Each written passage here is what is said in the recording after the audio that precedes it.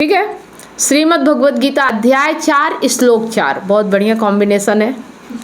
और इसके पहले जितने श्लोक हमने श्लोक 1, श्लोक 2, श्लोक 3 में हमने जाना कि कृष्ण कह रहे हैं कि ये जो ज्ञान मैं तुम्हें दे रहा हूँ, ये ज्ञान पहली बार तुम्हें नहीं दिया जा रहा है, ये ज्ञान कई बार लोगों को दिया जा चुका है। सूर्य को दिया जा चुका है और भी बहुत सारे लोगों को बताया। तो जब से ब्रह्मांड है तब से ये ज्ञान भी है, अगर झूठ है तो सच भी है। ठीक है। तो आज अर्जुन कह रहे हैं, जब इस तरह से बताते हैं कि मैं पहले भी ये ज्ञान दे चुका हूँ, तो अर्जुन कहते हैं लेकिन आपका जन्म बाद में हुआ और सूर्य बहुत पहले से है, तो ये मैं कैसे मान लूँ कि आप जो अभी सामने हैं आपने सूर्य को उपदेश दिया था। यहाँ पे हमें समझना है कि अर्जुन कह रहे हैं कि तुम मेरे सखा हो, तुम मेरे साथ खेले, तुम मेरे साथ बड़े हुए, मैं कैसे यकीन कर लूँ तुम पे कि तुम पहले भी किसी को ज्ञान दे चुके हो। तुम्हारा जन्म तो अभी हुआ है, सूर्य का जन्म तो कई सालों पहले हो चुका है। मुझे यकीन नहीं है तुम्हारे ऊपर, मुझे भरोसा नहीं है। देखिए क्या होता है कि अगर सूर्य की बात है तो हम इस चीज़ को भी देखते हैं कि सूर्य को भी कई तरीक़ों से पूजा जाता है, माना जाता है। कई लोग किसी तरीके से पूछते तो कई लोग किसी तरीके से मानते हैं। जैसे देखो हमारे भारत में अगर देखें तो सूर्योदय जब सुबह सुबह सुप्रभात होता है तो लोग सूर्य की पूजा करते हैं, उनको प्रणाम करते हैं सुबह 6 बजे। लेकिन यही सूर्य अगर देखा जाए तो दूसरे देशों में उस समय नहीं निकलता है या उस समय रहता नहीं है। कई जगहों पे तो ऐसा है कि 6-6 महीने रात रहती है और फिर दिन होता है, मतलब ऐसे देश भी हैं। तो इससे ये थोड़ी प्रमाण हो जाता है कि सूर्य नहीं है ना। सूर्य तो हर वक्त है, वो तो परिस्थितियाँ और समय और जगह से डिपेंड करता है कि क्या है कैसा है, लेकिन सूर्य तो है ना। सूर्य हर जगह एक जैसा है, लेकिन हम कैसे मानते हैं, हम जिस जगह पे हैं और हम जो देख रहे हैं हम उन चीज़ों को मानते हैं जो हमें हमारी आंखों से दिखता है, और हम जिस समय जिस जगह जिस काल में हैं हम उस हिसाब से चीज़ों को सत्य मानते हैं। लेकिन सत्य तो ये है कि सूर्य हमेशा रहता है। ठीक है। तो उसी तरह से जो कृष्ण हैं उन्हें वो कैसे देख रहे हैं, एक शरीर रूप में देख रहे हैं कि ये मेरे सामने है, मेरे सखा हैं, मेरे मित्र हैं, ये कैसे सूर्य को ज्ञान दे सकते हैं। मैं इस चीज़ पे बिलीव नहीं करता हूँ। कृष्ण को वो कृष्णत्व से नहीं देख रहे हैं, मतलब उनके अंदर जो कृष्णत्व है, क्योंकि वो अपने आप को ही नहीं देख पा रहे तो कृष्ण के अंदर क्या देख पाएंगे। वो शरीर अपने आप को भी मान रहे हैं, इसीलिए वो सारी बातें कर रहे हैं कि मैं इनसे युद्ध नहीं कर पा रहा हूँ, या ऐसा हो जाएगा, समाज क्या कहेगा, लोक कल्याण, मतलब बहुत सारी बातें हैं जो वो शरीर के हिसाब से बोल रहे हैं, है ना। तो उसी तरह से वो कृष्ण को भी शरीर मान रहे हैं और इसलिए उनकी बात पर विश्वास नहीं कर रहे। तो देखो ऐसा हमारे साथ भी होता है ना। देखो अहंकार क्या होता है कि अक्सर उसकी आंखें बाहर की ओर होती है, वो बाहर की चीज़ों को देखता है, उसको जो सुविधा अनुसार मिलता है वो उसी पे बिलीव करता है। मतलब हम सुविधाओं पे भरोसा करते, सत्य पे नहीं। सत्य क्या है हमें मतलब नहीं है, लेकिन हमें सुविधा होना चाहिए, है ना। इसी तरह से जैसे अगर हम समझे कि जैसे कृष्ण को वो नहीं स्वीकार कर रहे हैं, कृष्ण को नहीं मान रहे हैं, उनके कृष्णत्व को नहीं देख पा रहे हैं, तो हमारे आसपास के लोग भी जब इस तरह की बातें करते हैं, गीता वगैरह की बातें करते हैं, अध्यात्म की बातें करते हैं, हमारे परिवार में, हमारे समाज में लोग उस चीज़ को नहीं मानते हैं। मतलब दूर के लोग उनसे सीख लेते हैं, उनसे ज्ञान ले लेते हैं, लेकिन जो अपने घर के लोग होते हैं, जो अपने परिवार के लोग होते हैं, वो उस पर भरोसा नहीं करते, क्योंकि उनको लगता है कि ये तो हमारे सामने बड़ा हुआ, इसका जीवन हमने देखा, ये कैसे ज़िंदगी जी रहा है, ये कैसे हमें अच्छी बातें बता सकता है। मतलब इसके अंदर ज्ञान आ कहाँ से सकता है, क्योंकि रहा तो हमारे साथ ही है, हमें नहीं आया, इसे कैसे आ जाएगा। समझ रहे हैं। तो ये चीज़ें अपने आसपास के लोग बड़े अभागे होते हैं जो उसका लाभ नहीं उठा पाते हैं। जिस तरह से अर्जुन अभी कृष्ण का लाभ नहीं उठा पा रहे हैं, मतलब कृष्ण उनके सामने है लेकिन वो उन्हें शरीर रूप में देख रहे हैं। समझ रहे। वो जो उनके अंदर ऊपर से जो उनके अंदर से बात निकल रही ना, वो कृष्णत्व तो है, वो उनके आत्मा की आवाज़ है, वो सत्य की आवाज़ है। लेकिन अर्जुन उन्हें शरीर रूप में देख रहे हैं, अपने सखा बाल रूप, उनके साथ बहुत सारी क्रीड़ाएं की, लीलाएं की, तो वो उन्हीं चीज़ों को मान रहे हैं। वो नहीं समझ पा रहे हैं कि कृष्ण कौन है। अच्छा, है ना। तो यहाँ पे कृष्ण का जीवन कैसा है उससे मतलब नहीं है, कृष्ण की जो गीता है ना वो असली कृष्णत्व है। समझ रहे हैं। तो ये चीज़ें आम इंसान नहीं समझ पाता। और एक चीज़ समझो कि अगर हम देह को ही सत्य मानते हैं, अगर चेतना कुछ नहीं होती, है ना। तो जब देह मृत्यु हो जाता है तो फिर उस देह को हम क्यों नहीं रखते हैं, क्यों हम उसे जला देते हैं, क्यों हम उसे सजा के नहीं रख सकते हैं? क्योंकि जब तक उसमें चेतना होती है तब तक वो हमारे लिए उपयोगी होता है। जैसे ही उसमें चेतना खत्म हो, जैसे ही उसमें चेतना नहीं रह जाती, वैसे ही वो शरीर हमारे लिए उपयोगी नहीं होता। लेकिन हम रिश्ता किससे रखते हैं? शरीर से ही रखते हैं। कभी हम किसी की चेतना से रिश्ता नहीं रखते हैं। आ रहा समझ में? तो अगर हम ऐसे ही रहेंगे तो हमारे जीवन में कभी भी कृष्णत्व तो नहीं आएगा। हम हमेशा सुविधाओं अनुसार ही अपने जीवन को चलाने की कोशिश करते हैं।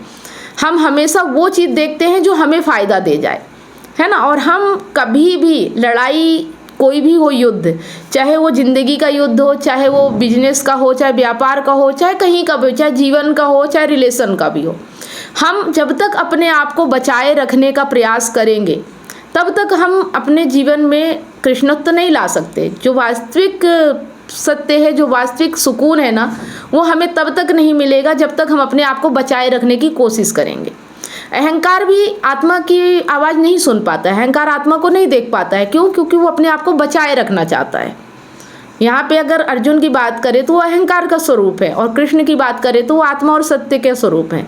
तो अहंकार आत्मा की बात नहीं समझ पा रहा है, सत्य को नहीं मान पा रहा है। क्यों? क्योंकि अभी वो अपने आप को बचाए रखना चाहता है, अपने आप को सुविधा देना चाहता है।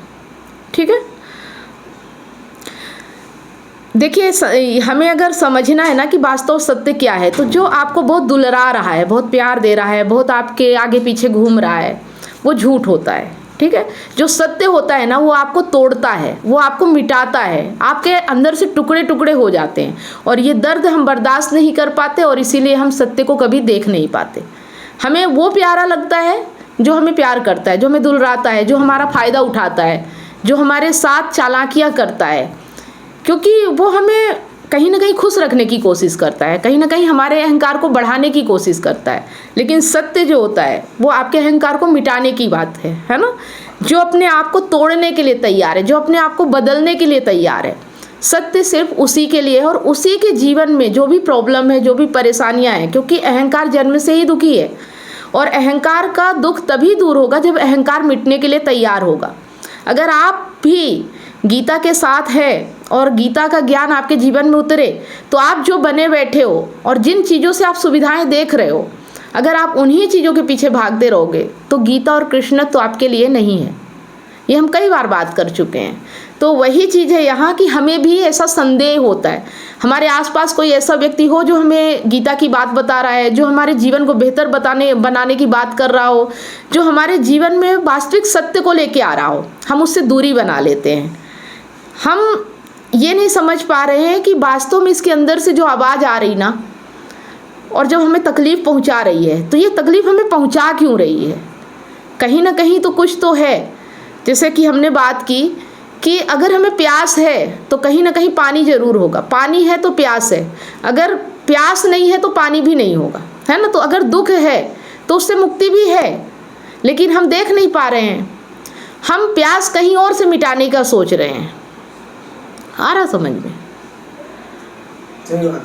तो बात समझ में आ गई कि मतलब हमारे आसपास के लोग भी ऐसे ही होते हैं कि वो हमारी बात नहीं सुनना चाहते, नहीं समझना चाहते। अगर हमें वास्तव में गीता समझ में भी आ गई ना, तो हम उन्हें नहीं समझा सकते, या कह लो कि वो अभागे ही होते हैं, क्योंकि दूर दूर के लोग हमारे बारे में नहीं जानते हैं।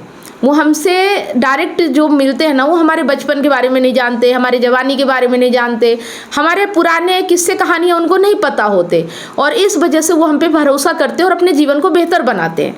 लेकिन हमारे आसपास के लोग उस चीज़ को नहीं देखते कि जिससे उनकी ज़िंदगी बेहतर हो, वो उस चीज़ को देखते कि पहले कैसा था, है ना। वो इस चीज़ को देखते हैं कि ये व्यक्ति पहले कैसा था। ये नहीं पता कि जैसे जैसे ज़िंदगी में सच आता जाता है, वैसे वैसे ज़िंदगी बदलती है। सामने वाला व्यक्ति चाहे पहले कैसा भी हो, लेकिन आज वो अगर है इस लायक कि वो तुम्हें वास्तव में सत्य से मिला सकता है, तो तुम्हें समझना चाहिए। क्योंकि तकलीफ़ ही तुम्हें उससे इसीलिए हो रही है क्योंकि तुम मानना नहीं चाह रहे हो, तुम्हें तकलीफ हो रही है अपने आप को तोड़ने को, अपने आप को मिटाने में तुम्हें तकलीफ हो रही है। तुम अपनी मान्यताएं, अपनी धारणाएं और जो तुमने अपनी आंखों से देखा है, ये चीज़ें तुम माने बैठे हो, और वो व्यक्ति कह रहा है कि ये चीज़ें सही नहीं है, ये तुम्हारे लिए उपयोगी नहीं है, तो तुम्हें दर्द हो रहा है, तकलीफ हो रहा है इन चीज़ों से बाहर निकलने में। और तुम इन चीज़ों को बाहर निकलने की बजाय, इन चीज़ों से बाहर निकलने की बजाय तुम उस व्यक्ति को ही अपने जीवन से बाहर निकाल देते हो, जो तुम्हें वास्तविकता सत्य तक ले जा रहा है। तो इसी तरह से अर्जुन भी अभी बिल्कुल कृष्ण के ऊपर भरोसा नहीं कर रहे। वो कह रहे हैं कि हम तुम्हारे साथ थे, तुमने मतलब कैसे कैसे काम किए हैं कि जैसे कि बहन सुभद्रा पसंद आ गई। उन्होंने खुद सुभद्रा को अपहरण करा के अर्जुन से विवाह करवाया, गंधर्व विवाह करवाया। तो बोले तुम ऐसे ऐसे कारनामे क्यों, मैं कैसे विश्वास कर लूँ कि तुमने इतना बड़ा बड़ा ज्ञान तुमने किस किस को दिया है, ये सब मेरे सामने तुम बातें कर रहे हो ना, मैं नहीं भी भरोसा करता तुम्हारे ऊपर। तुम तो मेरे जैसे ही हो, जैसा मैं हूँ वैसा तुम हो, कौन सा अंतर है। और पहले कह भी चुके हैं कि हम मतलब इतने समझदार हो के और ये मूर्खों वाली बात कर रहे हैं, या हम भी दुर्योधन जैसे हो रहे हैं, मतलब अपने ही तल पे कृष्ण को भी समझ रहे हैं। वो अभी समझ ही नहीं पा रहे हैं कि कृष्ण तो कुछ और है ना। और कब तक में उन्हें समझ में आएगा पता नहीं, लेकिन क्या आपको समझ में आ रहा है ये चीज़ें? होता है ना ऐसा, हमारे आसपास हमने देखा है। हम उन्हीं चीज़ों को मानते हैं जो चीज़ें हमें सुविधा देती हैं, जो चीज़ें हमें थोड़े पल की खुशियाँ देती हैं, हम उन्हीं चीज़ों को मानते, यही सत्य है। सही बात है ना। जो चीज़ हमें तकलीफ देती है या हमारी मान्यताओं को तोड़ती है, हम उन्हें कभी नहीं मानते, कभी स्वीकार ही नहीं करते कि ये भी हो सकता है ना। तो जब तक आप बिलीव नहीं करोगे, जब तक आप विश्वास नहीं करोगे, और ये आपकी गलती नहीं है ना, ये अहंकार है, जन्म से ही ऐसा है, वो उसको क्या किया जा सकता है। बस यही है कि जिस दिन वास्तव में उसे प्रेम हो जाएगा, मुक्ति से प्रेम हो जाएगा, जिस दिन वास्तव में उसे अपनी ज़िंदगी से नफरत हो जाएगी, दुख से, मतलब जिस दिन अपने झूठ से उसे घृणा हो जाएगा, वास्तव में उसे समझ में आ जाएगा, उस दिन वो सत्य के पास जाता है, सत्य की बात सुनता है। लेकिन ये दिन कब आता है, कैसे आता है, कुछ लोगों के तो जीवन में कभी भी नहीं आता है ना। पूरी ज़िंदगी तड़पते रहते, परेशान होते रहते, लेकिन कृष्णत्व तो नहीं आता उनके जीवन में, है ना। गीता को इसीलिए लोग सिर्फ पूजा पाठ करने की सामग्री समझते हैं, लाल कपड़े में बांध के रख लेंगे, क्योंकि उससे उनकी सुविधा रहती है, वो बचे रहते हैं, वो टूटते नहीं हैं, वो मिटते नहीं हैं। लेकिन जिस दिन गीता खोल के पढ़ लिया और गीता जीवन में उतर गई, उस दिन वो बचेंगे ही नहीं। तो ये जो अपने आप को बचाए रखने का ये प्रयास है ना, जो अपने आप को बचाए रखने का एक लालच है, यही हमारे जीवन की हार है ना। अगर आपसे कोई पूछता है कि हमारे जीवन में खुशियाँ क्यों नहीं आ रही, हमारे जीवन में सफलता क्यों नहीं आ रही है, हमारा जीवन अच्छा क्यों नहीं हो रहा है, तो इसका सिर्फ एक ही कारण है कि आप जो बने बैठे हो ना, आप बस वो बने रहना चाहते हो, आप उसे छोड़ना नहीं चाहते हो, आप उससे हटना नहीं चाहते हो, आप अपने आप को मिटाना नहीं चाहते हो। और जब तक आप युद्ध के मैदान में जीतने के हिसाब से जाओगे तो आप कभी नहीं जीतोगे, आपको हारने के लिए जाना पड़ेगा, है ना। हारते हारते आपकी कब जीत हो जाएगी पता नहीं, लेकिन हम क्यों हारना नहीं चाहते, क्योंकि हमें शर्म आती है, लोग क्या कहेंगे, लाज आती है कि कोई कुछ कह ना दे, इसलिए हम हारने से डरते हैं, और इसीलिए कभी हम जीतते नहीं हैं। आ रहा समझ में कि मैदान में अगर हम उतरते हैं ना, तो हमें हार से डरना नहीं है, लाज शर्म को त्यागना होगा, तभी आप वास्तव में जीत सकते हो। जितनी बार भी आपकी हार हो, ये आपके जीत का उद्घोष होता है। लेकिन हम जब हारने से डरेंगे, हारने से लाज आएगी, लोग क्या कहेंगे, तो हम कैसे जीतेंगे, हम कैसे जीवन में संघर्ष कर सकते हैं। आ रहा समझ में। तो बस यही है, और अभी यही चल रहा है। आगे देखते हैं कि आगे कैसे कैसे हमारी मान्यताएं टूटती हैं, कैसे कैसे हमारी जो ये सोच है, समझ है, जो हमने समाज से, नैतिकता से, मान्यताओं से हमने अपने ऊपर धारण कर रखा है, ये कैसे तोड़ पाते हैं हम। गीता हमारे लिए यही है, टूटना तो पड़ेगा, है ना, बचे नहीं रह सकते हो। ये अहंकार बचा रह गया तो ये आपको जीने नहीं देगा, ना खुद चैन से जिएगा, ना आपको जीने देगा। और आप अगर इसका साथ दोगे तो फिर हो गया, कल्याण ही कल्याण है। ठीक है, तो अगर कोई सवाल है तो आप कर सकते हैं। मेरा यही सवाल है कि जब हम अपने पास वाले, जो भी आपने बताया कि हम अपने फैमिली में या रिश्तेदार में कोई हमें कड़वी बातें बताता है या हमारे जीवन का सत्य खोल के रख देता है, तो हम उससे भागते हैं, है ना। तो फिर हम जब उससे भागेंगे तो फिर हमें जो सच्चा ज्ञान है वो कहाँ जाके मिलेगा, या कब ऐसा होता है कि हमें सच्चा ज्ञान प्राप्त करने की इच्छा होती है? जब आपको जो तकलीफ हो रही है, जो दर्द हो रहा है, उससे प्रेम हो जाएगा, है ना। जब तक आप भागोगे तब तक आप उस व्यक्ति का सामना नहीं कर सकते हो, आप भागते ही रहोगे। अर्जुन जब तक कृष्ण को अपने जैसा समझते रहेंगे तब तक उनको वो ज्ञान नहीं मिलेगा।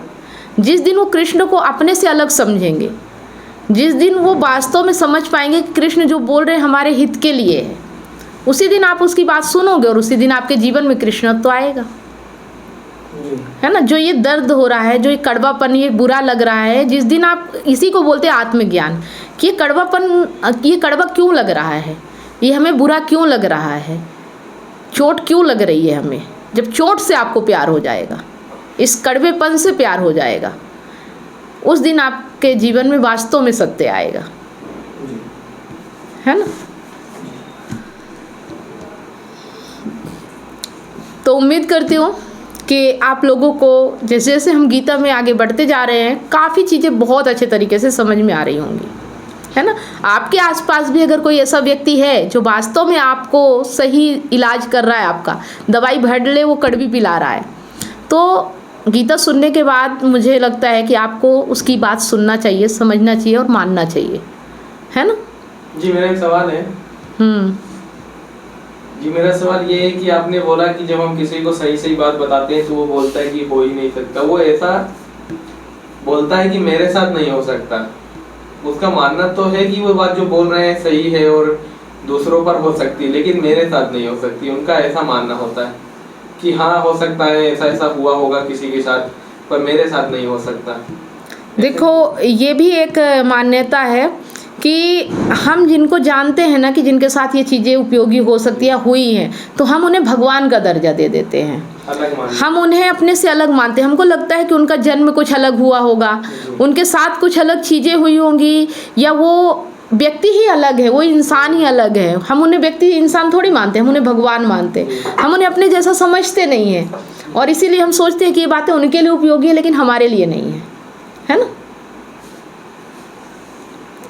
तो हमें ये समझना होगा वो भी हमारी तरह ही है, उनका भी जन्म हमारी तरह ही हुआ है, जिनके लिए उपयोगी है।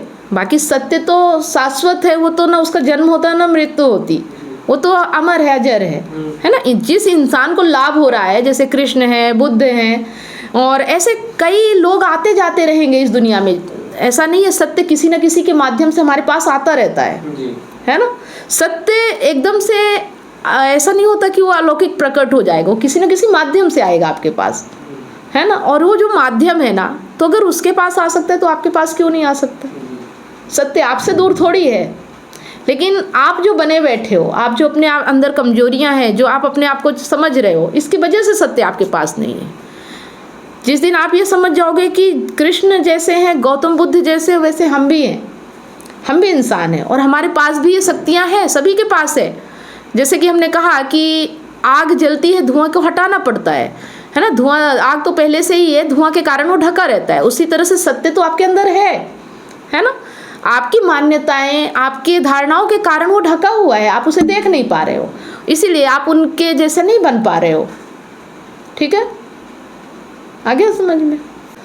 तो ठीक है, आज का ये श्लोक यहीं पे समाप्त करते हैं। अगर आपका कोई और सवाल है, व्यूअर है हमारे, उनका भी अगर कोई सवाल है तो आप हमें कमेंट के माध्यम से ज़रूर करें, आपको उनका जवाब ज़रूर मिलेगा। तो मिलते हैं फिर नेक्स्ट वीडियो में। वीडियो अच्छा लगा तो लाइक करें, ज़्यादा से ज़्यादा इसे शेयर करें। धन्यवाद।